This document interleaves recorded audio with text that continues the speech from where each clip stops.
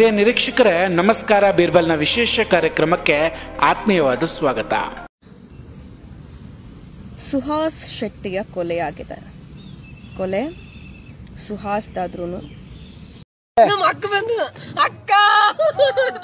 S, ನಮ್ಮ ನಜ್ಮಕ್ಕ ಮತ್ತೆ ಬಂದಿದ್ದಾಳೆ. ಯಾವಾಗ ಪಾಕಿಸ್ತಾನಕ್ಕೆ ಸ್ಪೈ ಆದವಳು ಹಿಂದೂ ಅಂತ ಗೊತ್ತಾಯ್ತೋ ನಮ್ಮ ನಜ್ಮಕ್ಕ ಸೋಷಿಯಲ್ ಮೀಡಿಯಾದಲ್ಲಿ ಆಕ್ಟಿವ್ ಆಗಿಬಿಟ್ಟಿದ್ದಾರೆ. ನಜ್ಮಕ್ಕಳ ಒಂದು ಪೋಸ್ಟ್ನಲ್ಲಿ ಆಕೆಯ ಇಡೀ ಬಂಡವಾಳ ಬಯಲಾಗ್ಬಿಟ್ಟಿದೆ. ಜ್ಯೋತಿ ಮಲ್ಹೋತ್ರಾ ನಿನ್ನೆಯಿಂದ ದೇಶದಲ್ಲಿ ಭಯಂಕರ ಸದ್ದು ಮಾಡ್ತಿರುವಂತಹ ಹುಡುಗಿ ಇದ್ದಂಗಿಲ್ಲ, ವಯಸ್ಸು 33 ಆಗಿದೆ ಬಿಡಿ. ಈಕೆಯ ಕತೆ ಬಹಳ ಚೆನ್ನಾಗಿದೆ. ಮೊದಲು ಅದನ್ನು ಹೇಳಿ ನಂತರ ನಮ್ಮ ನಜ್ಮಕ್ಕನ ವಿಚಾರಕ್ಕೆ ಬರ್ತೀನಿ.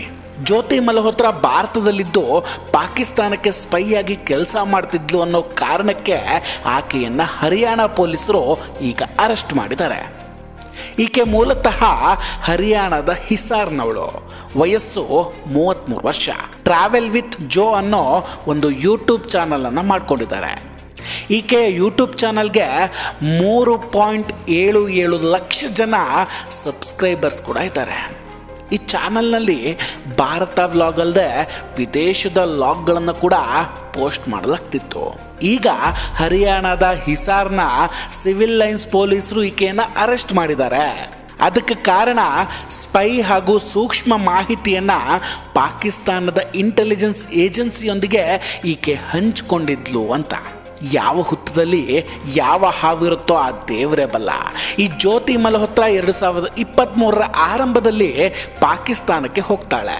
ಬರೀ ಒಂದು ಸಲ ಅಲ್ಲ, 2 ಸಲ. ಅವಳ ಲಾಗ್ನಲ್ಲಿ ಭಾರತ ಹಾಗೂ ಪಾಕಿಸ್ತಾನದ ನಡುವೆ ಒಂದು ಸಾಫ್ಟ್ ರಿಲೇಷನ್ ಅನ್ನು ಹರಡಿಸೋ ಪ್ರಯತ್ನ ಕೂಡ ಮಾಡಿದ್ಲು.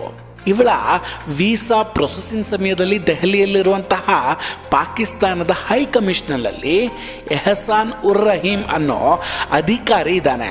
ಅವನನ್ನು ಡ್ಯಾನಿಶ್ ಅಂತಲೂ ಕೂಡ ಕರೆಯಲಾಗುತ್ತೆ. ಈ ಡ್ಯಾನಿಶ್ ಹಾಗೂ ಜ್ಯೋತಿ ಮಲ್ಹೋತ್ರಾ ನಡುವೆ ಒಂದು ಸ್ನೇಹ ಬೆಳೆಯುತ್ತೆ. ಡ್ಯಾನಿಶ್ ಪಾಕಿಸ್ತಾನದ ISI ಹ್ಯಾಂಡ್ಲರ್ ಕೂಡ ಆಗಿದ್ದ. ಈತ ನಿಧಾನಕ್ಕೆ ಜ್ಯೋತಿ ಮಲ್ಹೋತ್ರಾಳನ್ನು ಟ್ರ್ಯಾಪ್ ಮಾಡ್ತಾನೆ. ಹೆಂಗೆ ನಮ್ಮಲ್ಲಿ ಹಿಂದೂ ಹೆಣ್ಣು ಮಕ್ಕಳನ್ನು ಲವ್ ಜಿಹಾದ್ ಬಲೆಗೆ ಬೀಳಿಸ್ಕೊಳ್ತಾರೋ ಅದೇ ರೀತಿ ಡ್ಯಾನಿಶ್ ಕೂಡ ಆಕೆಯನ್ನು ಬಲೆಗೆ ಬೀಳಿಸ್ಕೊಂಡಿದ್ದ. ಜ್ಯೋತಿ ಮಲ್ಹೋತ್ರಾಗೆ ಡ್ಯಾನಿಶ್ ಬಾಯ್ ಫ್ರೆಂಡ್ ಕೂಡ ಆಗಿದ್ದಂತೆ. ನಂತರ ಡ್ಯಾನಿಶ್ ಜ್ಯೋತಿಯನ್ನು ಮುಂದಿಟ್ಟುಕೊಂಡು ತನ್ನ ಕೆಲಸ ಶುರು ಮಾಡ್ಕೊಳ್ತಾನೆ. ಪಾಕಿಸ್ತಾನದಲ್ಲಿ ಜ್ಯೋತಿಗೆ ISI ಆಪರೇಟಿವ್ಸ್ಗಳನ್ನು ಪರಿಚಯ ಕೂಡ ಮಾಡಿಕೊಟ್ಟಿದ್ದ. 2023ರಲ್ಲಿ ಈಕೆ ಫಸ್ಟ್ ಟೈಮ್ ಪಾಕಿಸ್ತಾನಕ್ಕೆ ಟ್ರಾವೆಲ್ ಲಾಗಿಂಗ್ಗೆ ಅಂತ ಹೋಗ್ತಾಳೆ. ಟ್ರಾವೆಲ್ ಲಾಗಿಂಗ್ ಆದ್ದರಿಂದ ಸರ್ಕಾರ ಕೂಡ ಅಷ್ಟೊಂದು ಸೀರಿಯಸ್ ಆಗಿ ಇದನ್ನು ತೆಗೆದುಕೊಂಡಿರಲಿಲ್ಲ. ವೀಕ್ಷಕರೇ, ಇನ್ನೊಂದು ವಿಷಯ ಗೊತ್ತಿರಲಿ, ನಮ್ಮ ಕರ್ನಾಟಕದ ತುಂಬ ಯೂಟ್ಯೂಬರ್ಸ್ ಕೂಡ ಹೀಗೆ ಪಾಕಿಸ್ತಾನಕ್ಕೆ ಹೋಗಿ ಬಂದಿದ್ದಾರೆ. ಕೆಲವರು ಹೋಗಿ ಬಂದ ಮೇಲೆ ಪಾಕಿಸ್ತಾನವನ್ನು ಸ್ವರ್ಗ ಅಂತ ಹೇಳಿದ್ದು ಕೂಡ ಇದೆ. ಜ್ಯೋತಿ ಮಲ್ಹೋತ್ರಾ 2023ರಲ್ಲಿ ಪಾಕಿಸ್ತಾನಕ್ಕೆ ಹೋದಾಗ ಅಲ್ಲಿ ಅಲಿ ಆಹ್ವಾನ್, ಶಾಕಿರ್ ಅಲಿಯಾಸ್, ರಾಣಾ ಶಹಬಾಜ್ ಹಾಗೂ ಇನ್ನೂ ಕೆಲ ISI ಲಿಂಕ್ ಇರೋ ಹ್ಯಾಂಡ್ಲರ್ಗಳನ್ನು ಮೀಟ್ ಮಾಡಿದ್ಲು. ಅದಾದ ಮೇಲಿಂದ ಪಾಕಿಸ್ತಾನಕ್ಕೆ ಭಾರತದ ರಹಸ್ಯಗಳನ್ನು ಶೇರ್ ಮಾಡ್ತಾನೆ ಇದ್ಲು.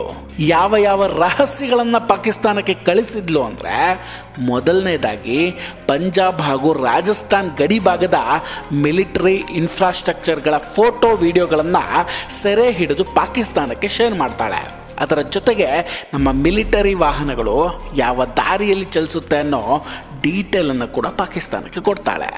ಈ ಮಾಹಿತಿಗಳನ್ನು ಆಕೆ ವಾಟ್ಸಪ್, ಟೆಲಿಗ್ರಾಮ್ ಹಾಗೂ ಸ್ನ್ಯಾಪ್ಚಾಟ್ ಮೂಲಕ ಶೇರ್ ಮಾಡಿರ್ತಾಳೆ. ಅಲ್ಲದೆ ಜ್ಯೋತಿ ಮಲ್ಹೋತ್ರಾ ಮೊಬೈಲ್ನಲ್ಲಿ ಪಾಕಿಸ್ತಾನಿ ಹ್ಯಾಂಡ್ಲರ್ಗಳ ಹೆಸರನ್ನು ಅರುಣ್ ಬೈ ಹಾಗೂ ನಾಜಿಯಾದಿ ಅಂತ ಸೇವ್ ಮಾಡ್ಕೊಂಡಿದ್ಲು. ಯಾರಿಗೂ ಅನುಮಾನ ಬರಬಾರ್ದು ಅನ್ನೋ ಕಾರಣಕ್ಕೆ. ಈಗ ಇವಳನ್ನು ಅರೆಸ್ಟ್ ಮಾಡಿದ ಮೇಲೆ 5 ದಿನ ಪೊಲೀಸ್ ರಿಮಾಂಡ್ನಲ್ಲಿ ಇಡಲಾಗಿದೆ. ನಂತರ ಪೊಲೀಸ್ ವಿಚಾರಣೆ ನಡೆಸ್ತಾರೆ. ಇವಳ ಫೋನ್ ಹಾಗೂ ಲ್ಯಾಪ್ಟಾಪ್ನಿಂದ ಕೆಲ ಮಾಹಿತಿಯನ್ನು ಪಡೆದುಕೊಳ್ಳಲಾಗುತ್ತೆ. ಇದರಿಂದ ಭಾರತದ ಮಿಲಿಟರಿಯ ಯಾವ ಫೋಟೋ ಹಾಗೂ ವಿಡಿಯೋವನ್ನು ಆಕೆ ಪಾಕಿಸ್ತಾನಕ್ಕೆ ಕಳಿಸಿದ್ದಾಳೆ ಹಾಗೂ ಅದಕ್ಕೆ ಅವರು ಕೊಟ್ಟ ಹಣ ಎಷ್ಟು, ಇದೆಲ್ಲವೂ ಕೂಡ ಬಯಲಾಗುತ್ತೆ. ಇಲ್ಲಿ ಜ್ಯೋತಿ ಮಲ್ಹೋತ್ರಾ ಒಬ್ಬಳೇ ಅಲ್ಲ, ಇವಳ ಜೊತೆ ಪಂಜಾಬ್ನ ಮಲೇರ್ ಕೋಟ್ಲಾದ 32 ವರ್ಷದ ಗುಜಾಲ ಅನ್ನೋ ವಿಧವೆ ಕೂಡ ಇದ್ಲು. ಈಕೆ ಕೂಡ ಇದೇ ವರ್ಷದ ಫೆಬ್ರವರಿ 27ರಂದು ವೀಸಾಗೋಸ್ಕರ ಪಾಕಿಸ್ತಾನದ ಹೈಕಮಿಷನ್ಗೆ ಹೋಗಿದ್ಲು. ಅಲ್ಲಿ ಕೂಡ ಇದೇ ದಾನಿಷ್ನನ್ನ ಭೇಟಿಯಾಗ್ತಾಳೆ. ಈಕೆಯು ಆತನ ಬಲೆಗೆ ಬಿದ್ದಿದ್ಲು. ನಿರಂತರವಾಗಿ ಮಾತುಕತೆ ಆಗುತ್ತೆ. ವಾಟ್ಸಪ್ನಲ್ಲಿ ಮೊದಲು ಶುರುವಾಗಿ ನಂತರ ಡ್ಯಾನಿಶ್ ವಾಟ್ಸಪ್ನಿಂದ ಟೆಲಿಗ್ರಾಮ್ನಲ್ಲಿ ಕಾಂಟ್ಯಾಕ್ಟ್ ಮಾಡ್ಕೊಳ್ತಾನೆ. ಯಾವ ಸಾಕ್ಷಿಗಳು ಸಿಗಬಾರದು ಅನ್ನೋ ಕಾರಣಕ್ಕೆ. ಆಕೆ ವಿಧವೆ ಆಗಿದ್ದರಿಂದ ಮದುವೆಯ ಆಸೆಯನ್ನು ಹುಟ್ಟಿಸಿ ಈಸಿಯಾಗಿ ತನ್ನ ಕೆಲಸಕ್ಕೆ ರೆಡಿ ಮಾಡ್ಕೊಂಡಿದ್ದ. ಅಧಿಕಾರಿಗಳ ಪ್ರಕಾರ ಜ್ಯೋತಿ ಮಲ್ಹೋತ್ರಾ ಹರಿಯಾಣ ಹಾಗೂ ಪಂಜಾಬ್ನಲ್ಲಿ ISI ಗೂಢಾಚಾರದ ದೊಡ್ಡ ಭಾಗ ಆಗಿದ್ಲು. ಹಾಗಾಗಿ ಇದಕ್ಕೆ ಸಂಬಂಧಿಸಿದ 6 ವ್ಯಕ್ತಿಗಳನ್ನು ಬಂಧಿಸಲಾಗಿದೆ. ಇದರಲ್ಲಿ ಮಾಹಿತಿದಾರರು ಇದ್ದಾರೆ ಹಾಗೂ ಹ್ಯಾಂಡ್ಲರ್ಸ್ ಕೂಡ ಇದ್ದಾರೆ. ಜೊತೆಗೆ ಸ್ಥಳೀಯ ಸಹಾಯಕರು ಕೂಡ ಇದ್ದಾರೆ. ಇವರ ಟಾಸ್ಕ್ ಏನಂದ್ರೆ, ಮೊದಲನೇದಾಗಿ ಭಾರತ ಟ್ರಾವೆಲ್ ಲಾಗರನ್ನು ಪಾಕಿಸ್ತಾನಕ್ಕೆ ಕಳಿಸೋದು. ಅವರ ಲಾಗ್ನಲ್ಲಿ ಪಾಕಿಸ್ತಾನದ ಪರ ಸಾಫ್ಟ್ ಇಮೇಜನ್ನು ಹಾಗೂ ಪ್ರೋ ಪಾಕಿಸ್ತಾನಿ ವಿಷಯವನ್ನು ತೋರಿಸೋದು. ನಂತರ ಬಾರ್ಡರ್ ರಾಜ್ಯಗಳಾದ ಪಂಜಾಬ್ ಹಾಗೂ ರಾಜಸ್ಥಾನದಲ್ಲಿ ಸೂಕ್ಷ್ಮ ಮಾಹಿತಿಯನ್ನು ಪಡೆದು ಪಾಕಿಸ್ತಾನಕ್ಕೆ ಕಳಿಸುವ ಕೆಲಸ ಮಾಡಲಾಗ್ತಿತ್ತು. ಇನ್ನೊಮ್ಮೆ ಹೇಳ್ತಾ ಇದ್ದೀನಿ, ನಮ್ಮಲ್ಲೂ ಕೆಲವರು ಪಾಕಿಸ್ತಾನವನ್ನು ಸ್ವರ್ಗ ಅಂದವರಿದ್ದಾರೆ, ನೆನಪಿರಲಿ. ಇಲ್ಲಿ ಭಾರತದಲ್ಲಿರೋ ಪಾಕ್ ಹೈಕಮಿಷನ್ನ ಅಧಿಕಾರಿಗಳು ಕೂಡ ಭಾಗಿಯಾಗಿದ್ದಾರೆ.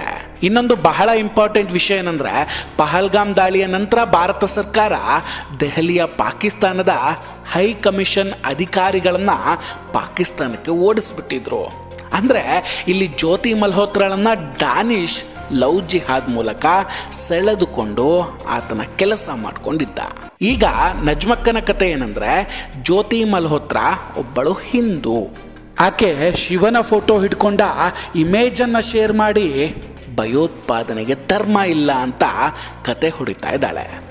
ನಜ್ಮಾ ಅವರೇ, ಜ್ಯೋತಿ ಮಲ್ಹೋತ್ರಾ ದೇಶದ್ರೋಹಿ, ಅದರಲ್ಲಿ ಡೌಟೇ ಇಲ್ಲ. ಆದರೆ ಭಯೋತ್ಪಾದನೆಗೆ ಧರ್ಮ ಇಲ್ಲ ಅಂತ ಹೇಳುವ ನೀವೇ ಈಗ ಯಾಕೆ ಜ್ಯೋತಿಯ ಧರ್ಮ ಹುಡುಕ್ತಾ ಇದ್ದೀರಾ? ಇನ್ನೊಂದು ವಿಷಯ, ಇಲ್ಲಿ ಜ್ಯೋತಿ ಉಗ್ರೆ ಅಲ್ಲ, ಆಕೆ ದೇಶದ್ರೋಹಿ. ಉಗ್ರರಿಗೆ ಸಹಾಯ ಮಾಡಿದವಳು. ಅವಳನ್ನು ಬಾಂಧವರೇ ಟ್ರ್ಯಾಪ್ ಮಾಡಿದ್ದು. ಇದೇ ಕಾರಣಕ್ಕೆ ಹಿಂದೂ ಹೆಣ್ಣು ಮಕ್ಕಳಲ್ಲಿ ಲವ್ ಜಿಹಾದ್ ಬಗ್ಗೆ ಹಿಂದೂಗಳು ಎಚ್ಚರಿಕೆಯನ್ನು ಕೊಡ್ತಿರೋದು. ಜ್ಯೋತಿಯಂತೆ ದುಷ್ಟರ ನಾಟಕಕ್ಕೆ ಬಲಿಯಾಗಿ ಹಾಳಾಗಬೇಡಿ ಅಂತ. ಆ್ಯಂಡ್ ಇನ್ನೊಂದು ವಿಷಯ, ಜ್ಯೋತಿ ಮಲ್ಹೋತ್ರಾ ಅಷ್ಟೇ ಅಲ್ಲ, ನಮ್ಮಲ್ಲೂ ನೇರವಾಗಿ ಕಾಂಟ್ಯಾಕ್ಟ್ ಮಾಡಿ ಬೆಂಬಲಿಸದೇ ಇದ್ದರೂ ಭಯೋತ್ಪಾದಕರ ಬಗ್ಗೆ ಸಾಫ್ಟ್ ಕಾರ್ನರ್ ಇರೋ ತುಂಬ ಜನ ಇದ್ದಾರೆ. ಪಾಕಿಸ್ತಾನಕ್ಕೆ ಹೊಗಳುವವರು ಇದ್ದಾರೆ, ನಮ್ಮ ಸೈನಿಕರನ್ನು ಅವಮಾನಿಸುವವರು ಇದ್ದಾರೆ. ಅವರಿಗೂ ಈ ಜ್ಯೋತಿ ಮಲ್ಹೋತ್ರಾಗೂ ಯಾವುದೇ ವ್ಯತ್ಯಾಸ ಇಲ್ಲ. ಅವನು ಯಾರೋ ಒಬ್ಬ ಅಂತೂ ನಜ್ಮಕ್ಕ ಪೋಸ್ಟ್ ಹಾಕಿದ್ದೇ ತಡ ಇಮೇಜ್ ಎಡಿಟ್ ಮಾಡಿ ಜ್ಯೋತಿಯನ್ನು BJP ನಾಯಕಿಯಾಗಿಯೂ ಮಾಡಿಬಿಟ್ಟ. ಒಂದು ವಿಷಯ ನೆನಪಿರಲಿ, ಅದು ಜ್ಯೋತಿಯೋ ಕಸಬ್ಬೋ ಮತ್ತೊಬ್ಬನೋ, ಆತ ದೇಶಕ್ಕೆ ದ್ರೋಹ ಬಗೆದ್ರೆ, ನಮ್ಮ ಸೈನಿಕರನ್ನು ಅವಮಾನಿಸಿದ್ರೆ ಅಥವಾ ನಮ್ಮ ಶತ್ರು ದೇಶಕ್ಕೆ ಬೆಂಬಲಿಸಿದ್ರೆ ಆತನನ್ನು ಬೆಂಬಲಿಸೋ ಮಾತೇ ಇಲ್ಲ. ಹೀಗೆ ಖಂಡಿಸುವ ತಾಕತ್ತು ನಿಮ್ಮ ಬಾಂಧವರಿಗಿದೆಯಾ? ಇದಕ್ಕೆ ಉತ್ತರ ಕೊಡಿ. ವೀಕ್ಷಕರೇ, ಈ ಕಾರ್ಯಕ್ರಮದ ಬಗ್ಗೆ ನಿಮ್ಮ ಅಭಿಪ್ರಾಯ ಏನು? ದಯವಿಟ್ಟು ಕಮೆಂಟ್ ಮಾಡಿ ತಿಳಿಸಿ. ವಿಡಿಯೋ ಇಷ್ಟ ಆಗಿದ್ದರೆ ಲೈಕ್ ಮಾಡಿ ಹಾಗೂ ಶೇರ್ ಮಾಡಿ. ಇನ್ನೂ ಕೂಡ ನಮ್ಮ ಬೀರ್ಬಲ್ ಚಾನಲನ್ನು ಸಬ್ಸ್ಕ್ರೈಬ್ ಮಾಡಿಲ್ಲ ಅಂದರೆ ದಯವಿಟ್ಟು ಸಬ್ಸ್ಕ್ರೈಬ್ ಮಾಡಿ ಹಾಗೂ ಬೆಲ್ ಐಕಾನನ್ನು ಕ್ಲಿಕ್ ಮಾಡಿ. ನಮಸ್ಕಾರ, ಟೇಕ್ ಕೇರ್ ಆ್ಯಂಡ್ ಬಾಯ್ ಬಾಯ್. ಮತ್ತೆ ಭೇಟಿಯಾಗೋಣ.